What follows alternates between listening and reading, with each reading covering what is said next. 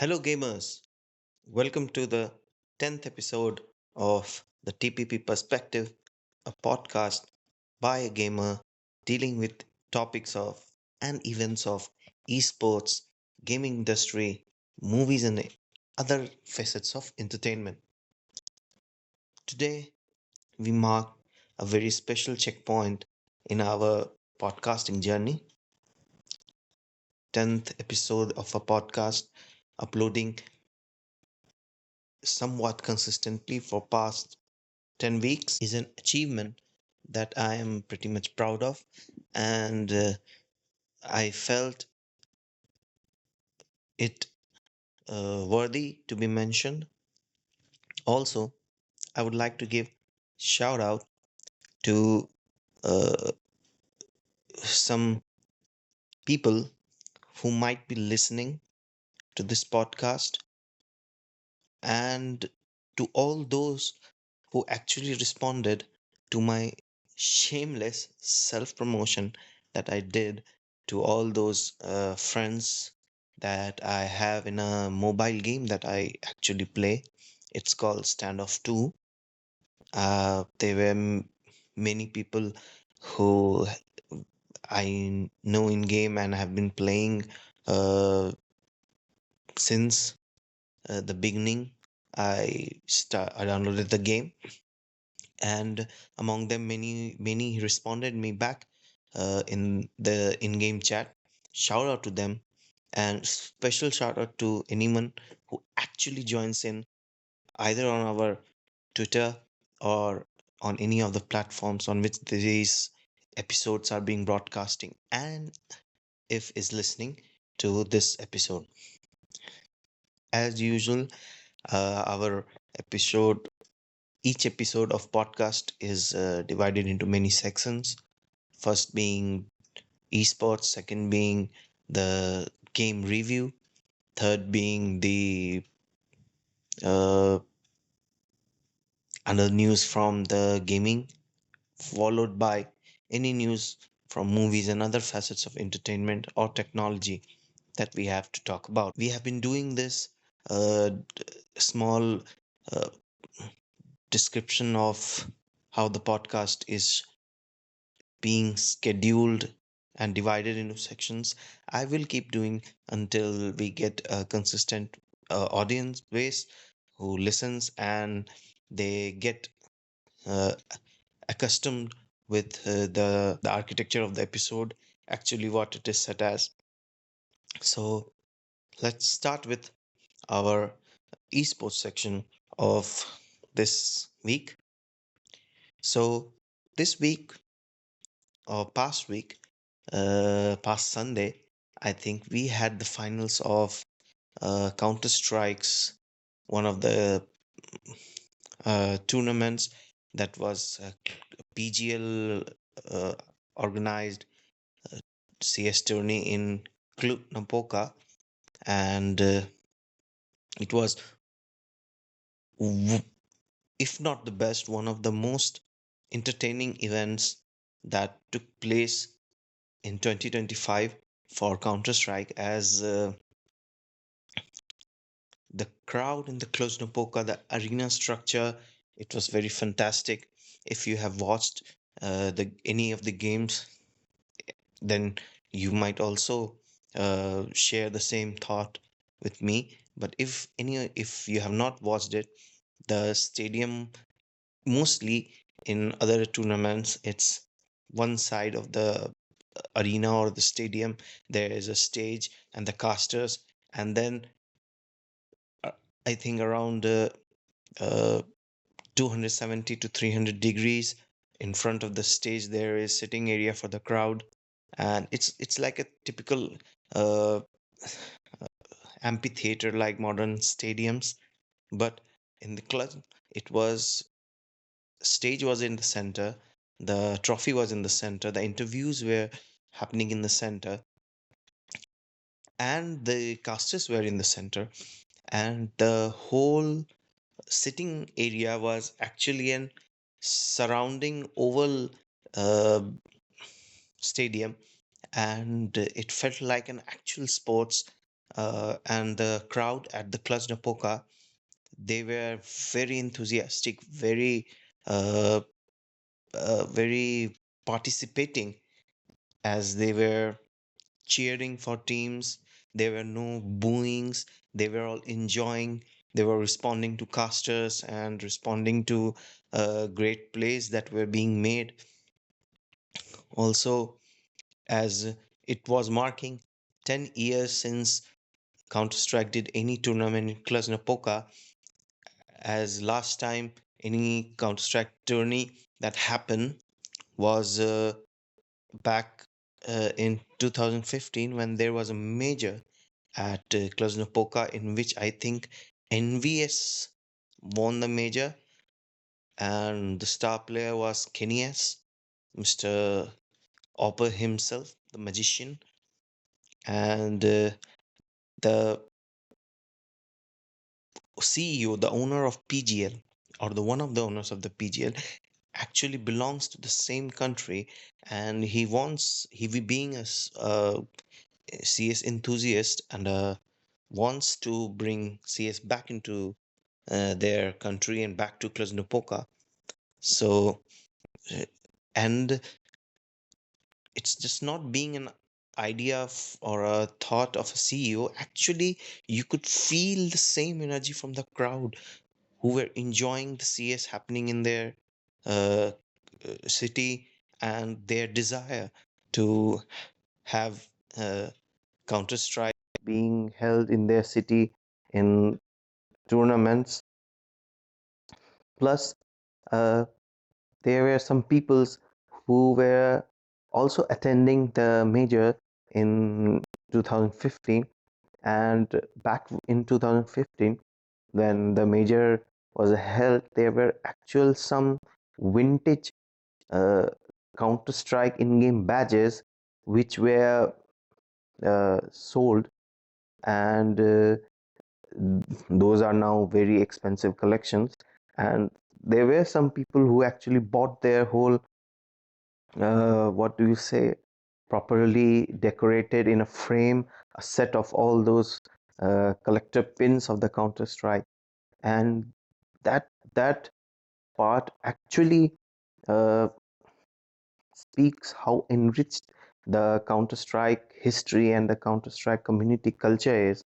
And that's one part of Counter Strike which I think reigns supreme over other FPS esports in in coming years. I mean, no game has such long 20 plus years of history of esports, the history of how the game has developed and how the changes it has been through, how uh, influenced influences it has made in pop culture.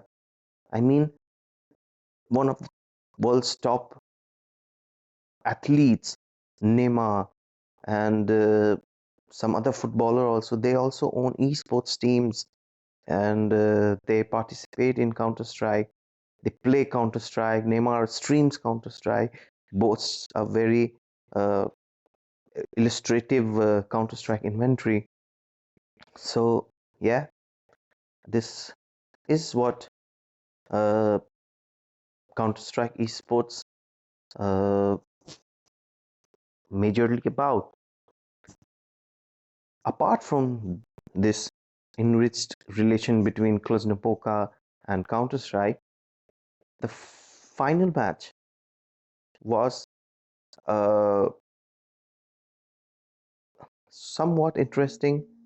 It was uh, it was a matchup between Mouse, which has been playing with new IGL, Brolan, uh, same old player with new IGL role, and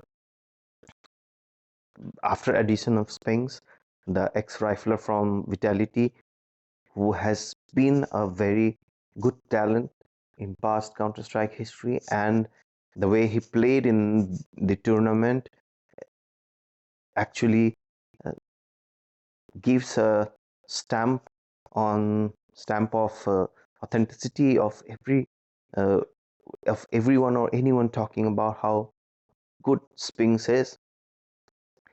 And they faced against Falcons, one of the most rich Counter-Strike org, having the greatest names uh, employed as their talent and roster. Falcons has been trying to infiltrate the esports scenario, the scene, for past 1.5 years. They have shelled money and had a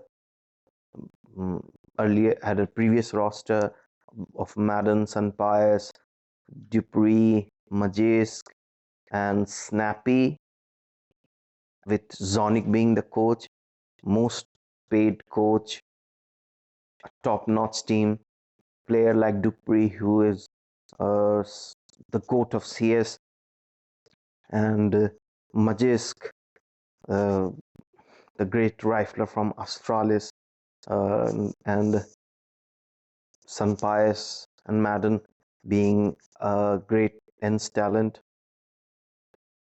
That roster couldn't do wonders.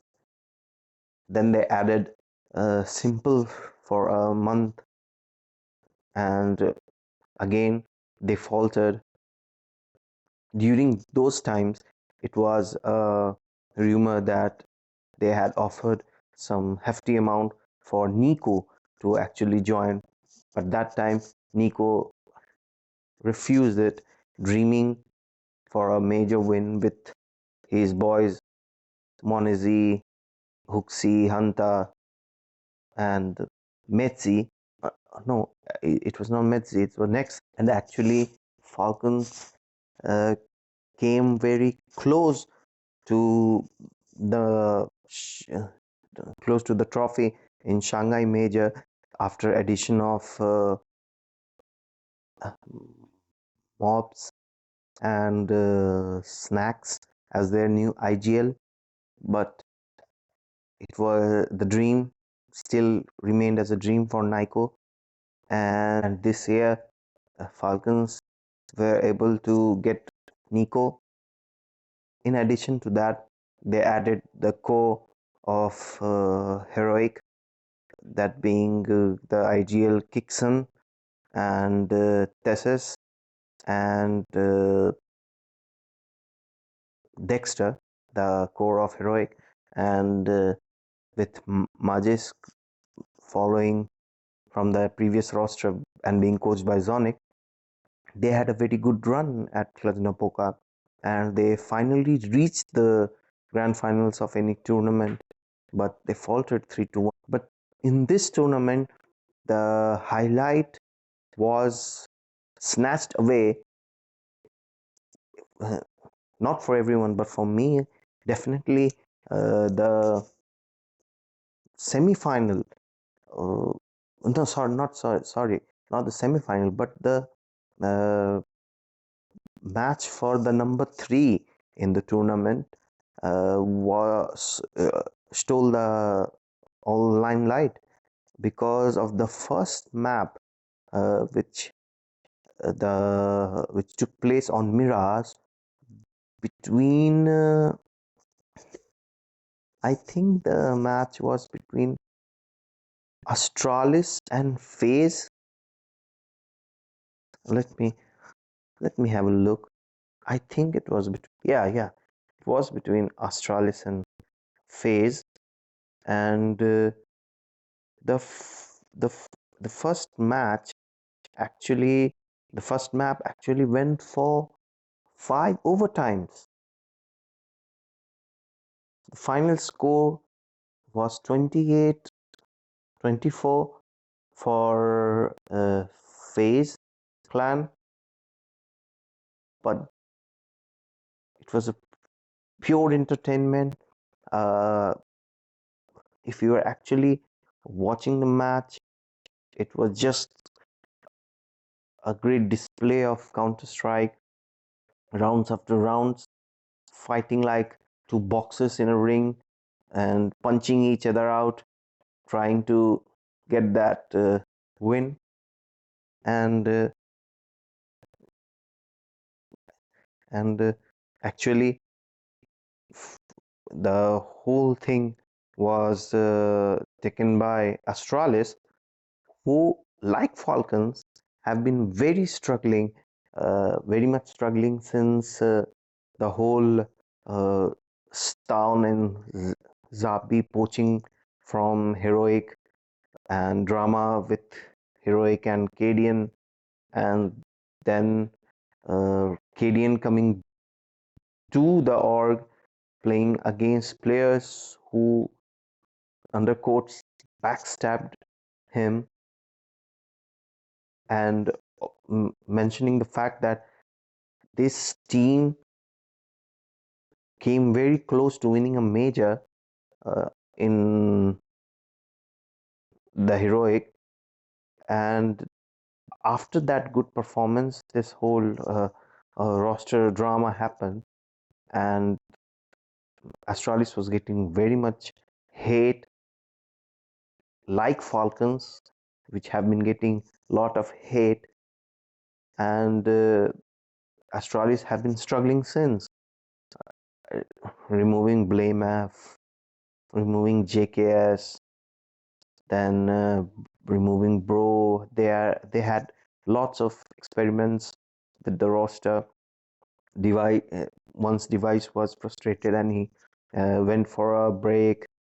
But in cluj napoca, the roster of Stair, Jabi, Stan, Cadian, and Device, they actually performed what Astralis fans wanted them to do. They were ranked third.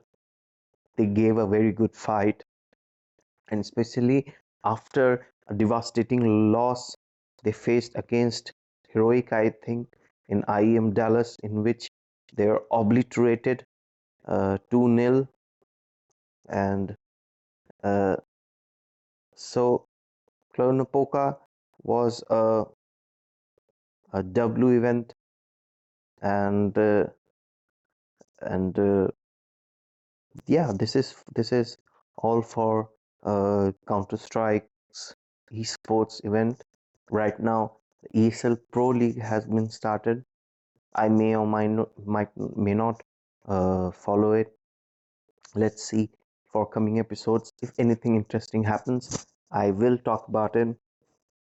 And moving on from Clunapoca, a a sort of controversy that has happened in a tournament called CCT Europe, in which there was a match in which a player was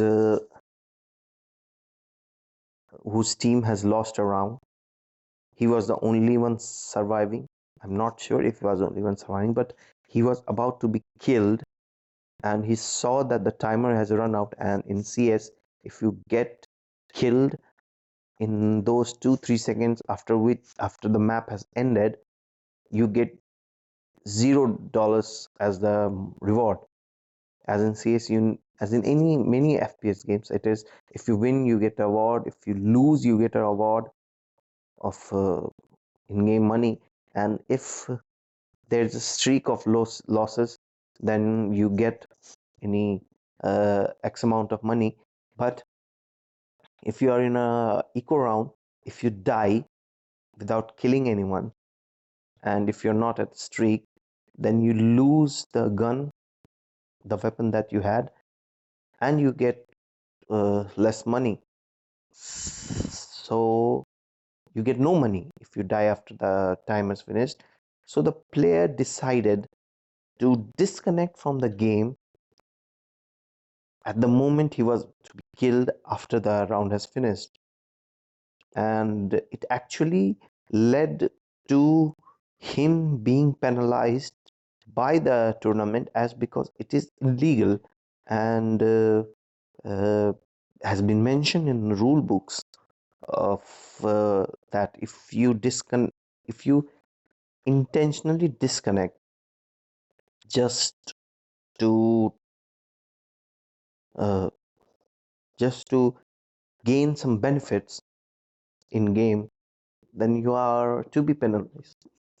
I think it's the right decision, and I don't think anybody could argue how it's right to disconnect in those situations and how it was not to be penalized. Comment down below what you think about it. Now, another very uh, inspiring news, very a type of news that makes me very happy when you listen, when you get heard, when you get to hear something like this. If you are into Counter Strike, if you uh, have ever watched Counter Strike news or have followed esports or anything like that, then you might know about the Mongolian Counter Strike team, which recently have been performing very good and leaving their mark on those international LAN tournaments, including majors. That's the Mongols. And recently, uh, and as recent as today, the news has come that the government of Mongol has added the Mongols Counter-Strike team to their national Mongolian esports team, and with that they will get special passports, salary, and many other benefits that all players who actually represent a country get. And as the young players are in Mongols, and as the team and the nation is not at par with those of the European Union, which are their uh, major competitors for any tournament that they want to play. As such, being recognized by your country and being celebrated like such is something uh, that makes me happy. Also, with with countries like Mongols having their national esports team, and they actually recognizing the actual talent, actual people who are representing them in the esports, not like some countries where the top talents, the players who are best in the country, and the whole world recognizes your country in that esports by that player, they are shunned aside, and uh, some another 4 or 5 players are selected who you don't even know about who they are, and they are uh, being given the uh, opportunity to represent their country. But in this scenario, actually, the government is in tune with what is going in the esports scenario, and they are recognizing the actual talents, and they are actually being rewarded, being celebrated by the government, and a W that's a dub for Mongol government. Now, moving from our esports section, we are into our gaming review section. Anybody who follows me on X or has been listening any of the podcasts, I should repeat to all those who haven't, because those who have or followed me on Twitter might know, we here at the TPP Perspective share as a gaming memoir review of the games that have been a part of my life as I have been growing up. And every Saturday on Twitter, we post a gaming review under the hashtag TPP Game Reviews. in which, in the limited word confinement of Twitter's non-premium account, I try to share review of a game, and following Sunday in the podcast we elaborate on the review, share my emotions, and we talk about the game. This week's game is the second mobile game that I remember that I have ever played. It was a Nokia 2600 handheld device, and I think many people have played that game. If you are if you were born in 90s, then I'm sure you have played it because it was one of the go-to games that were added as stock games in mobile phones at that time. And the game is The Bounce. It was a 2D platform puzzle solving game with many levels in which you have to guide a ball, a red bouncy ball, through a maze of bricks.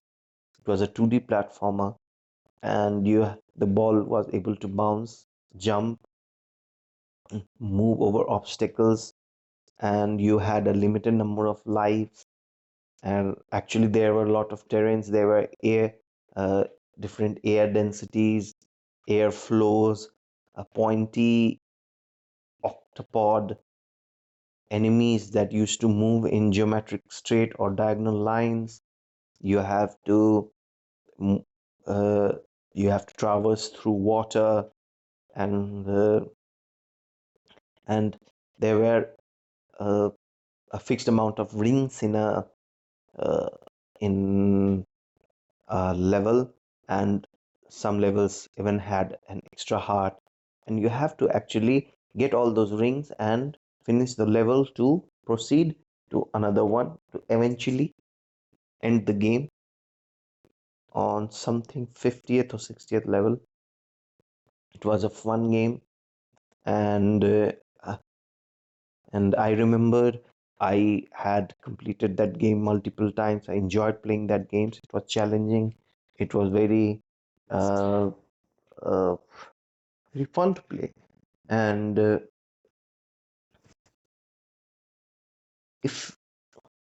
if you have played the Bounce, please comment down below how you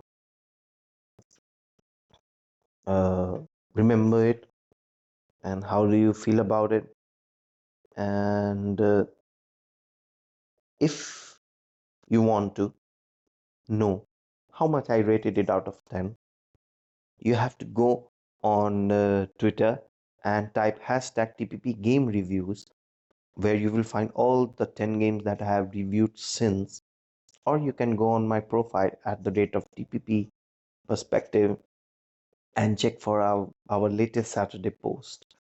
And there you will find how much I rated the game out of 10. So now moving off from our gaming review section, some news and events from the gaming community itself. And the one that I want to talk about is Fortnite unbanning all the cheaters that they have banned since the launch of the game. It is something of a very uh, revolutionary move. I have never heard any gaming company or gaming on a game developer doing it, actually unbanning the cheaters.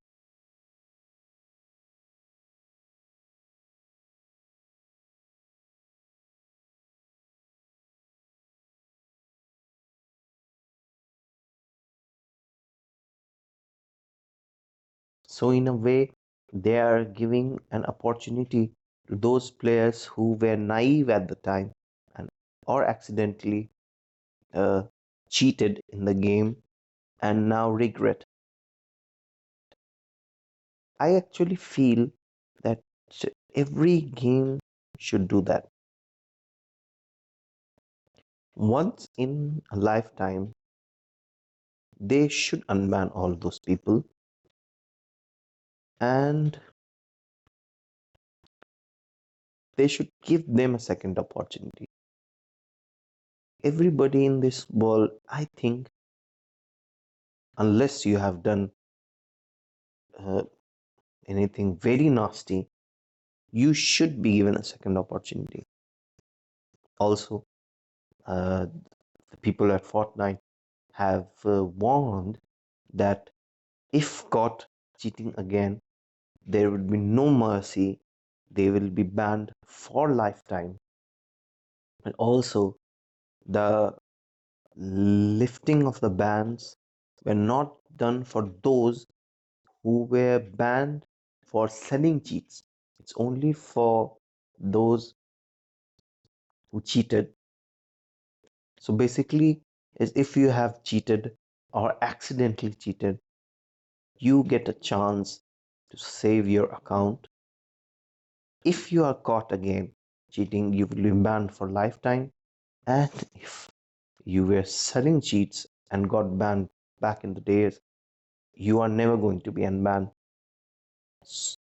and you will remain banned for your lifetime on that account. What do you think? Should gaming devs, gaming companies uh, allow cheaters to be unbanned? Because, because I think uh, there could be an argument that uh, why unban? Because Fortnite is a free game. Yeah, you might have skins which you could lose if your account gets banned. But if you bought skins and chose to cheat, then you deserve to lose those skins.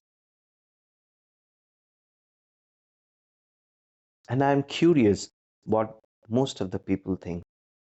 So tweet at me, what do you think of Fortnite unbanning the cheaters at TPP Perspective on X? Or if you don't use X, comment down below on the platform that you are listening and tell me, what do you think? Should Fortnite have done it? If yes, should other games also do this? Or if no, then why do you think it's not right to unban the people who once cheated? Now, moving on from Fortnite, the new news that's been trending on social media in gaming department is first launch of Monster Sync. Sorry, not Monster Sync. What's the name of the game? I forgot the game. It's the game, and the game is trending, has broken all the records of previous Monster Hunter games by reaching a concurrent player base, which is actually equals the sum of the top concurrent players of both Hunter Worlds 1 and 2. The game has been uh, very celebrated. We have to wait to see what long-term reviews are, but initially it's positive, I think. And since it's one of those games that are very uh, demanded and very looked out for its release, because it has a very cult player base. So if you have played any Monster Hunters game, and or if you are playing the new one, tell me how you feel about the game.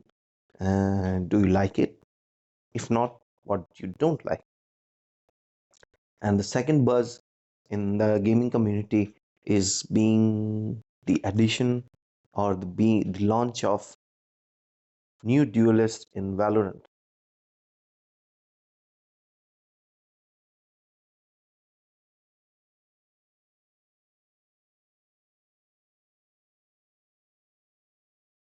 Valorant has been recently very consistent with its update, as recently we had a new initiator agent, the Colombian Tejo, and now uh, tomorrow actually we are going to have, and if you're listening on Sunday today, they're actually going to launch the new agent. She's going to be a duelist from Thailand, and I think her name is Waylay. She appears to be a combination of Reina, Jet, and Yoru, because I think she has some ability to dash and to become uh, immune to damage like Reina, and some teleportation or uh, cloning ability. I'm very excited to see this new agent, and if uh, the agent has been released when you're listening this, and if you have ever played or watched about it, tell me how do you feel. In the next episode, I think we will talk about how I feel about this new duelist in Valorant. Now, moving on to movies. I don't believe I'm saying this. I was skeptical about it, but this week Mojang released the new trailer for the Minecraft movie, and it actually was good. The pandas, the environment, the water bucket, the nether, the villagers, the sheep. I like I like the visuals,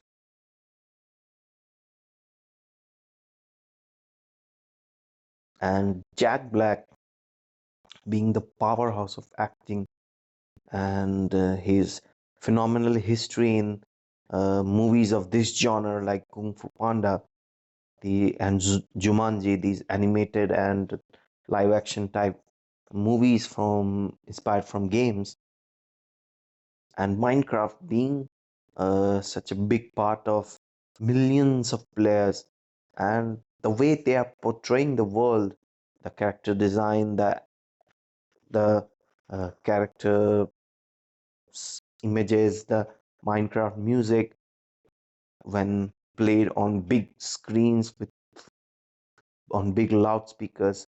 I think this Minecraft movie could be a hit, and many people have already speculating on Twitter that there is some scope for a sequel too, because there is a scene in which a nincompoop villager, the one with the green coat, which couldn't be given any job in the game, actually is shown in the real world, where it gets hit by a car, and I feel very anxious, and also very hopeful that this could be another hit like Sonic Hedgehog, which was initially bashed for the character design of Sonic, but later the studio doing improvements, the film franchise, the one film became into a franchise, and the recently the third installment in the franchise was released, and it has been a hit.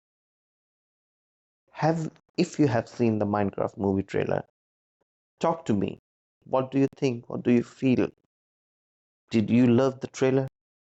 Is it only me who thinks the second trailer is actually an improvement from what we have been seeing? Talk to me. Comment down below.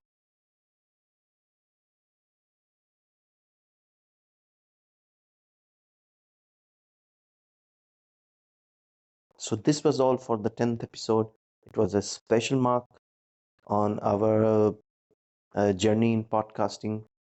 If you want to know anything about me, any personal questions, I might answer one or two of them either on Twitter, or if I feel worthy, it might be taken into the next episode of podcast. But you have to use hashtag Q&A anywhere, either on the Twitter or in the comments down below on any platform that you're watching. Use the hashtag Q&A. And if you want to have my opinion on any topic, or you want to ask any non-personal questions, use the hashtag TPP perspective for that. And these questions are not limited by number, and similarly, like uh, the above mentioned, I might answer them then and there, or if worthy enough, you might get featured in the next episode of the podcast. We are available on all the major platforms: Spotify, Amazon Music, Apple Podcasts, Spreakers, Good Pods, YT Music, YouTube. For links, check the pinned comment in Twitter, and peace.